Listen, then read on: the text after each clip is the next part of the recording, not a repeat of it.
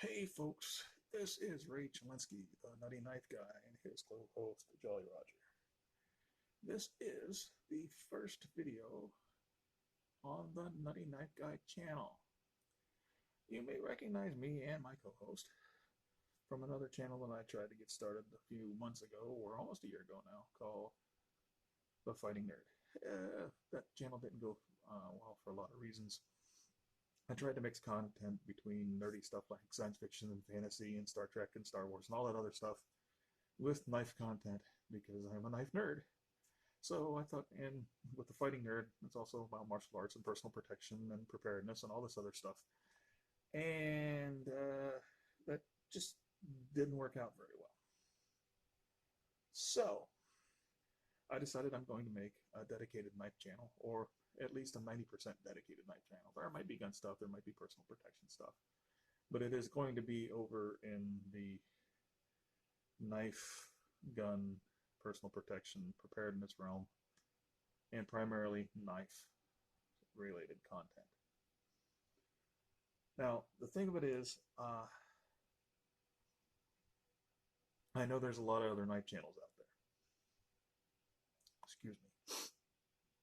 I don't know if I'm going to edit out the sneeze or not, but a sneeze is coming. So pardon me.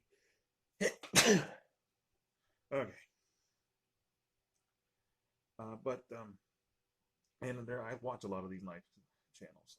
Mayor Fugly Cool, one of my absolute favorite channels.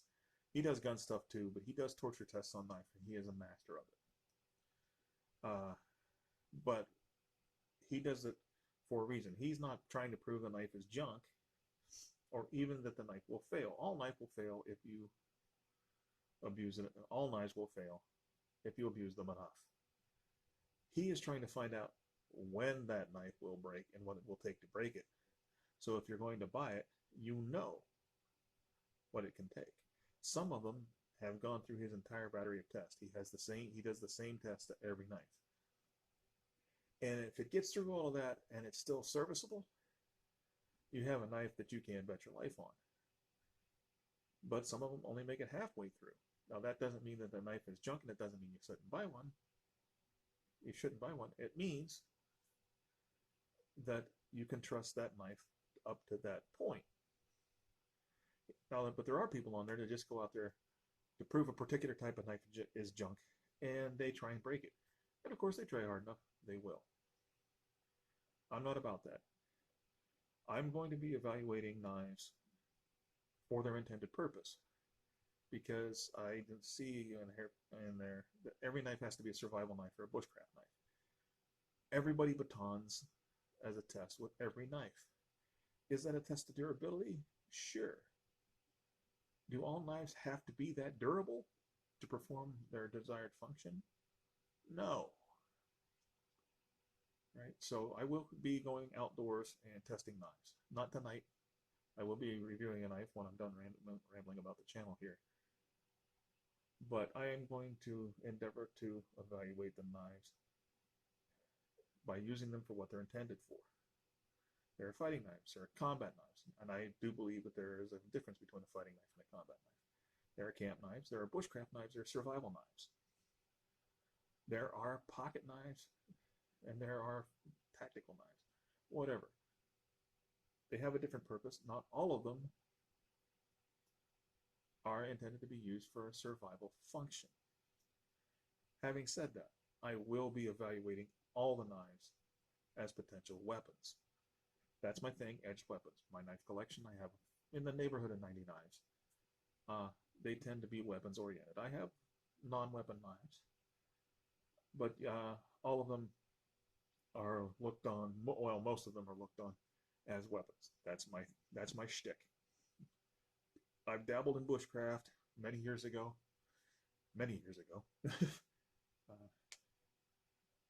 And I've carved and I've whittled a little bit, but primarily edged weapons. I practice my own version of edged weapon fighting daily, and I carry a knife all the time, along with other implements. So that's the thing. I'm going every knife that I will. Now, every knife, I'm not going to evaluate every knife as a survival knife, I'm not going to, or a camp knife. I will be evaluating all of them for their weapons potential. Now today's knife is a whole different thing. Today's knife I'm not going to bother taking outside and stabbing it into stuff because that's not what it's made for. Yes, you could use it as a weapon. I'll talk about that a little bit, but there's no sense in testing it as one because it will fail those tests, almost certainly. And that doesn't mean it is not an excellent knife for what it is designed for. Okay, enough of that. Here comes tonight's knife. This is a Ruike, and I'm probably not spelling that right. But this is a Ruike model 484. Hopefully you can see the product. This is a 484b for black scales, and that is spelled Ruike. I had been aware of the Ruike knife company for a while. It was never high on my priority list to add a Ruike to my collection. Didn't have anything against them, I just didn't know anything about them. But I entered a giveaway on Facebook that was being held by Atlantic Knife Company. They sell knives, of course. I have not purchased anything from them, but I do thank them for sending me this.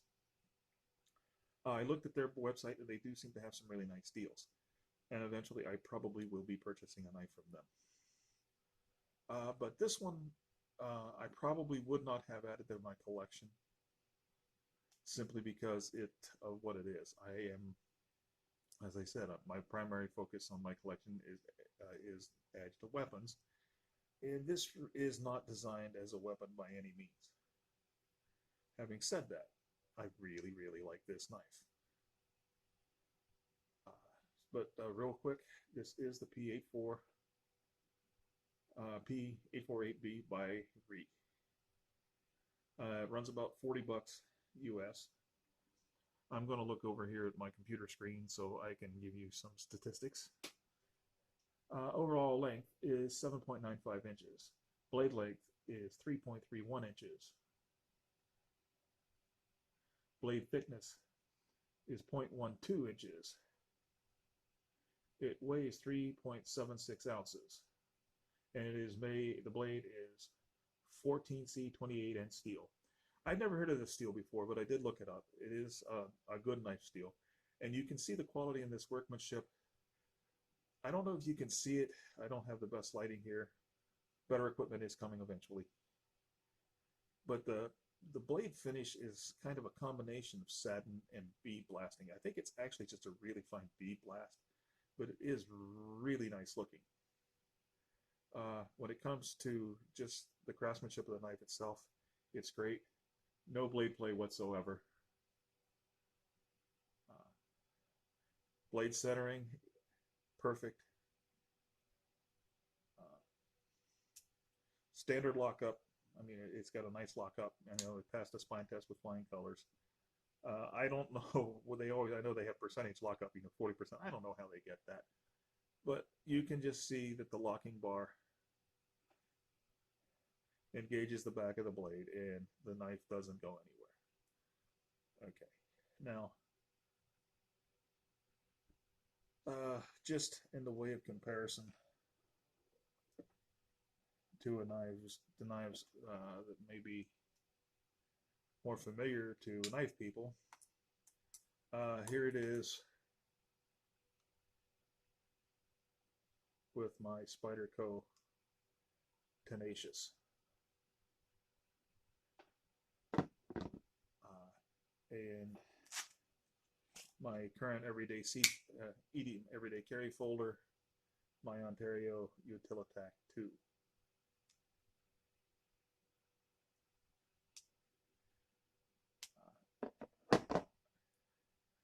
Now I'm gonna tell you what I like about this knife. First of all, it's beautiful. Really nice clean lines, very smooth, very attractive. It does feel good in the hand. As I said, the blade steel is excellent. I gave you all, the lockup, fit and finish, all first rate. Much better than I expected for a $40 or $50 knife. Actually, I think I remember seeing this listed for $54, but maybe wrong. Now, I won this some time ago, and I had intended to start this channel earlier, and this was going to be my first review. But I had some medical issues, and just going back and forth to the doctor and getting better was taking up all my time, so I never got around to it. But I did EDC this for about 2 weeks.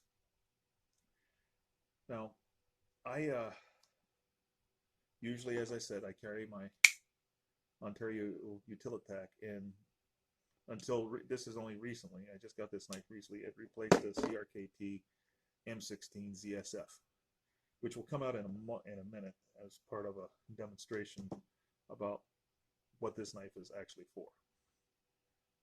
This cut knife has been called by other reviewers a gentleman's folder, and I agree with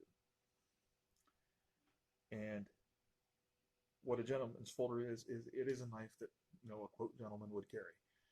But what it practically means, it means in practical sense is, if you're working an office, business casual, or full business attire, suit, tie, the whole 9 yards, you're not going to want to carry the Utilitac, and you're certainly not going to be carrying anything like the CRKT ZSF. You're probably not going to be comfortable carrying even a Spyderco, because it has that signature Spyderco blade shape. And there you see these so many times on TV in the hands of either villains or professional professional badass heroes. And this now these Spydercos have a reputation for being a tactical knife or a fighting knife or a bad guy knife. I guess they just look mean. Personally, I think they're ugly. This is the only Spyderco I currently own. I've had other Spydercos. I think I had a Spyderco Military, I think it was called. I don't like the looks of them. Just aesthetics. They're great knives. There's no doubt that Spyderco makes good stuff. I just don't like them. But these things, I just don't like the way they look. But these things would concern a lot of people if you put them out in public in some environments. The P484, though, kind of mitigates that that problem, because it kind of looks like a kitchen knife, especially close up. This kind of looks like a steak knife or a small food preparation knife, and it's designed that way. It's not meant to be a utility knife for, you know, you guys that like to work around the house and do it yourself, or carve or anything like that. So this would not be my choice for an EDC. But if I had to go to Aunt Petunia's funeral or Cousin Nellie's wedding and had to dress up, wear a suit, first of all, I'd have to go rent a suit. I buy all my clothes based on the question, can they be safely stored in a pile? But if I had to, I would probably not be able to reasonably carry this, because if I had to get it out, it would just clash with the whole mood of a wedding or a funeral. This wouldn't match any clothes, any dress clothes. And as I said, all these things just look too scary for the sheeple out there. But this one would fit, you know, you could put this in your pocket. It's got a nice shiny metal belt clip, which actually turned out to be problematic. I'll talk about this when I tell you what I don't like about this knife. But if you pull this out at a wedding, at a funeral, or even in a nice restaurant, it probably wouldn't attract too much attention. But if you had something scary looking, you know, you've heard of the infamous black rifle. Well, this is, you know, the infamous black knife. You know, it's got an obviously aggressive point for piercing. It's got jimping. It's thick. It's blocky. It is a utility tactical knife, and probably not something that you're going to want to expose in genteel circles. But this one you can get away with.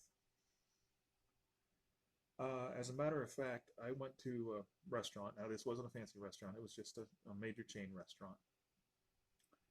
And I ordered a steak. And you knife guys out there know, even if you go to a fancy restaurant most times, and I've only been to a fancy restaurant first time because I'm not a fancy type of guy, but you spend some decent money on a steak, and the steak is good. Right? Got a little bit of garlic mashed potatoes on the side.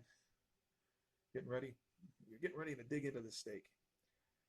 And they have brought you a steak knife that could not cut butter on a good day. I don't know what it is about restaurant steak knives, but they cannot truly be called knives. They are a dull, knife-shaped object. Now, again, pull something like this out to cut your steak with in a restaurant, and the snowflake sheeple will scream, and half of them will be on their cell phones calling the police. And by the time the story gets from all of these sheeple through to dispatcher to an officer that has to come check things out, the officer is going to come in expecting you to be holding either a machete or a lightsaber. This, on the other hand, looks like a proper steak knife. So, as an experiment, since I was evaluating it, with a little trepidation, because I didn't know how this was going, I didn't know if I was going to get in trouble for this. There was a time when I was younger that I wasn't worried about doing this, but I opened this up, just discreetly, and this is what I cut my steak with. Nobody noticed. The waitress came over to bring us more drinks, didn't bat an eyelash. I don't think she noticed at all. Right? And that's another purpose of a gentleman's folder. When they bring you a crappy knife at a restaurant, bring this out. If you're at a picnic and you're opening packages or something, or you're at a picnic or a barbecue or something like that, and you're among people who have been conditioned by today's society to flip out at anything that could even be construed as tactical or military style. This doesn't look that way. And it's great for that. So if you're just going to be opening packages or going to, Cousin Nellie's wedding, Aunt Petunia's funeral, great stuff. Now, what the problem with this is, if that's a very narrow philosophy of use, to coin a term from the Nut and Fancy YouTube channel. And I will definitely keep this knife. I like this knife. I get it out and play with it every once in a while. But if you are an outdoorsman, or you're just, you want to sit on the porch and whittle, or you're going to be doing any kind of utility / outdoor use, this is not the knife, for a lot of reasons. First of all, it doesn't have any studs, no disc, no flippers, no hole in the blade to help you get it out. It makes it extraordinarily slim and unobtrusive, but it's really designed to be able to put two hands. Having said that, it took me about 10 minutes when I got this thing to realize I could do that with it quite easily. And until recently, until some people in New York came to their senses about knives, in New York, I think it was New York State, I know it was New York City, but it might have been the entire state of New York, this would be considered a gravity knife and could get you arrested because you could do that with it. They just recently changed that law. Common sense prevailed after 20 or 30 years. But this is an extra operation to get it out and into use. And if you did that in public, even this knife would get some unwanted attention. And another reason that you're not going to be using it for anything with the gentleman's folder roll is it is extremely streamlined and slick. The G10 scales have texturing on it, but it is not any kind of it's not effective for helping secure the grip. And if it was wet, it wouldn't secure the grip at all. And that, this would slip out of your hand quite easily. It has no jimping anywhere. There is no way to get a really secure grip on this knife. Again, it was designed that way to be an elegant looking knife, a dress knife,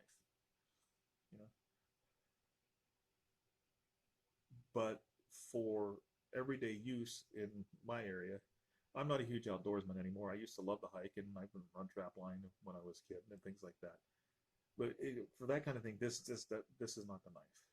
It is not the knife to whittle with, because it has nothing to keep your hand from sliding off of this slick grip up the knife and harming yourself severely.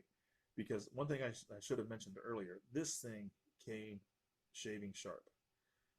You have to take my word for it. I'm not going to shave hair off my legs because I'm a knife guy. I have 90 knives. Like I said, I have close to 90 knives. I'm always sharpening my knives because I like sharpening knives, and I'm always testing them. And I have no hair on my arms right now to show you how sharp this knife is. But this thing came very, very sharp out of the box, and it would cut very deeply should you slip down that blade. So if you're whittling or something like that and you hit a knot, or carving, you hit a knot, and you slipped, or maybe not even yourself, if there was someone around and you hit that knot and it all of a sudden went through or something like that, there's just nothing to keep this blade from coming out of your hand, flying a couple of feet, landing in your buddy's foot, and there's certainly nothing that's going to keep you from harming yourself if you try to use this for anything but really light use. Now, having said that, I told you I would always talk about a knife as a potential weapon. Of course, you can injure somebody severely with this, but it's not ideal. It does, as I said, no jimping. Nothing to keep your hand from sliding down. So you would pretty much have to go reverse grip with this thing. And as always, when you're going reverse grip with any knife, cap the knife with your thumb, because that is going to be about the only thing, especially on this knife, that's going to keep you from doing this and really cutting yourself. Now, the biggest problem with this knife in an EDC roll, even as a gentleman's folder, is the pocket clip. It doesn't work. It's very well made. It's thick and it's stiff. It holds tight. There's a lot of pressure. But because the scales are so slick and this thing is so nicely chromed and so slippery, there's no friction to grip the lip of your pocket. It just comes right out. When I was EDCing this within the first week, I lost it 3 times. Twice in the car, found it on the floor of the car. I'd gotten in and out of the car, and it had just come out of my pocket. And once underneath the dining room table, I had been sitting there, got up, noticed the knife was gone. By that time, I had been checking it. And so I just stopped carrying it in my pocket, and I clipped it inside my belt, between my belt and the waistband of my pants, and that's how I carried it for the rest of the time to evaluate it. And of course, that's a problem. Because it means you have to find another way to carry it. Clip it like I did, get a belt sheath, which would kind of defeat the idea of a discreet gentleman's folder, or just carry it down in your pocket without losing the clip. And, if you're a knife guy, you understand. It's down there with your chains and your keys, and right. You might not get it. It's hard to get out. You have to dig for it. You wind up when you bring it out, you wind up with your change all over the floor. And it's a nice knife. Your keys are scratching it up. You don't want to do that. I don't know exactly what to do. I don't know what you could do to fix that, other than maybe taking the clip off and taking some sandpaper and trying to roughen up the scales underneath it. I don't know if that would work. But that's a real problem. And another one for an EDC, even though I understand why they designed it this way as a gentleman's folder, is the thumb nick. Even if it wasn't a thumb nick, maybe it's just kind of a rough textured area right about here on the blade, so you could just put your thumb up here and open it. Would have been nice. Yes, like I said, you can flip it open very easily. The action on this thing is amazing. They use roller bearings, not ball bearings. You can go online, look it up, and find out how Ruike uses the action on a knife. This action is the best action on a folding knife I've ever seen, including cold steel and Benchmade's. But again, that's an extra operation. In my mind, any kind of an EDC knife, even if it's a gentleman's folder, should be easily opened in one hand. Yeah, there are a lot of states that don't like knives like that. I understand why they did it. And I also, in the gentleman's folder, they kept it slim, easy to carry, unobtrusive. But that was a problem for me. But those are the only two problems with this. In its intended role, a gentleman's folder, I recommend this knife wholeheartedly. If you want something that doesn't look threatening and you're not going to use it for anything but light day-to-day use, cutting a steak when they give you a crappy steak knife at a restaurant, opening packages, opening letters. This is great. So I will be finding other Ruikes to purchase. Matter of fact, I have some on my wish list on Amazon already. So, and when I get one, I will tell you guys about it. But the Ruike 484b, use it for what it's designed for. Great knife. Watch the pocket clip, or you'll lose your knife. And be advised that if you don't know how to do a gravity flip, you will be using two hands to open it up. But I can't. Those are really only, as long as you use it within its intended parameter of use, philosophy of use. It's great. It's one of my favorite knives. I like to play with it, and I just like to look at it. It's pretty. So that's it for the first video on the Nutty Knife Guy channel. This is Ray Chelensky, and I ask you to draw your blades only in just purpose. Sheathe them only in honor. And remember, without knives, life would be dull and pointless. I bid you good night.